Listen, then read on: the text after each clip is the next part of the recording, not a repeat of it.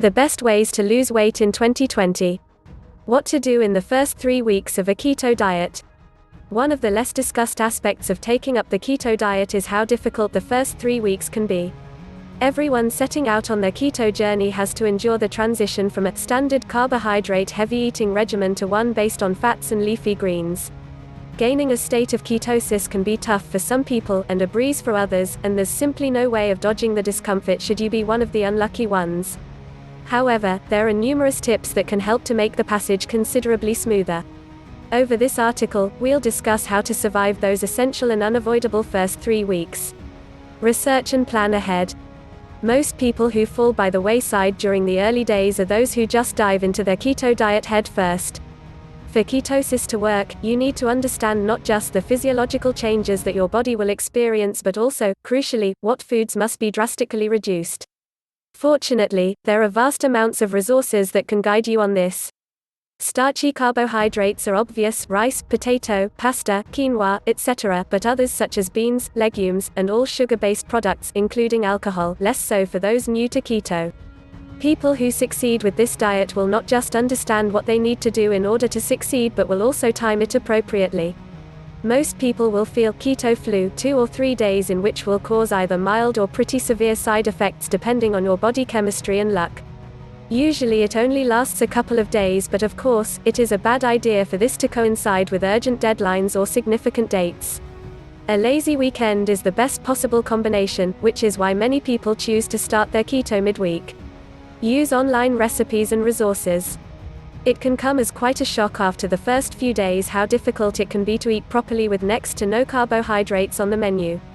Fortunately, and thanks to the growing popularity of keto, because done properly it really does work, there are huge amounts of resources available. Keto recipes can be easily found online, and it may be helpful to look at keto forums on the likes of Reddit for support and advice. It is evident that there are great tips out there you can use to remain on your keto diet. But you are not limited to researching every little bit of information separately about this topic, which can be quite time-consuming. One shortcut that I'm always recommending is to check out some programs to determine which one will fit you best and begin on this life-changing mission. You'll have all the vital information packed in one place. In no time at all, you will notice outcomes that other diets didn't give you, and you're going to feel and look incredible. One well-written and comprehensive program I always recommend is the 28-Day Keto Challenge, a highly popular program that provides you with many different easy daily recipes as well as uncomplicatedly written information about the keto diet. Stock up on keto-friendly foods. Cravings for carbs and sugar are inevitable during the first 3 weeks. While it may be impractical to remove all such products from your pantry, after all not many people stay on keto long-term anyway, simply boxing them up and placing in a loft, garage or so forth helps keep them out of arm's reach. Stocking up on keto-approved foods ought to be the next step. The diet depends on replacing a high carbohydrate intake with a high, and unlimited, fat intake. Many people mix up keto with the protein-based Atkins diet.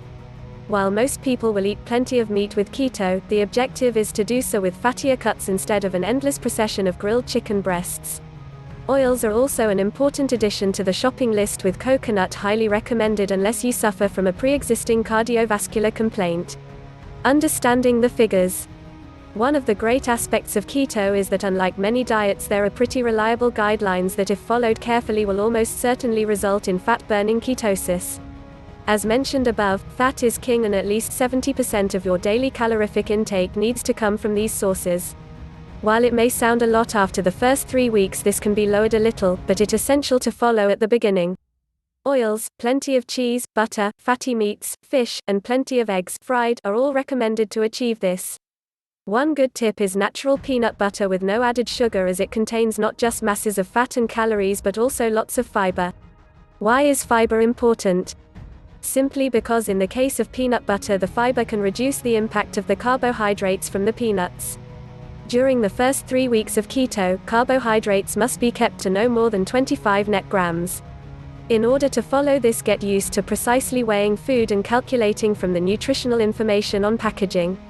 All you need to do is subtract the fiber content from the carbohydrate total. This provides the net carb total, and while it may not be anywhere close to what you normally eat, it does allow for a very slight increase in the otherwise minuscule allowance. As for protein, try to keep it no more than 25%, although most people tend to inevitably eat more than this, to begin with, due to the diet being so restrictive. The reason why eating too much protein is discouraged is that fat is a much richer energy source, and too much protein can make you feel slow and lacking energy. When the body feels this way, the biological impulse is of course to crave carbs, and nobody wants that. Keep your electrolytes up. One of the more problematic aspects of ketosis is that the kidneys will naturally excrete considerably more water than usual.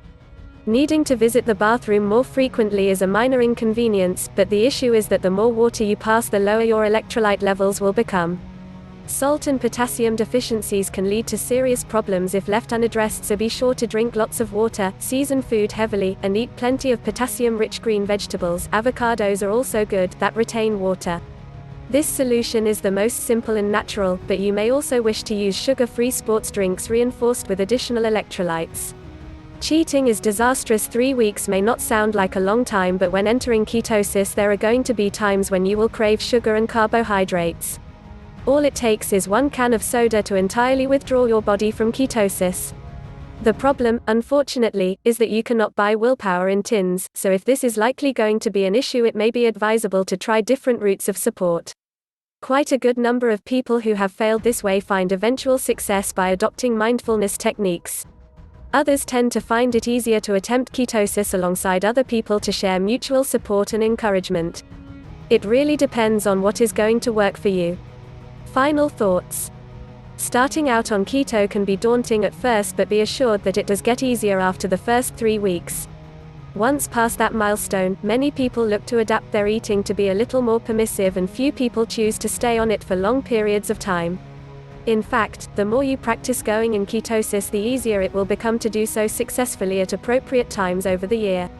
Whatever route you choose to take long term, following the above pointers will go a long way towards making keto work for you.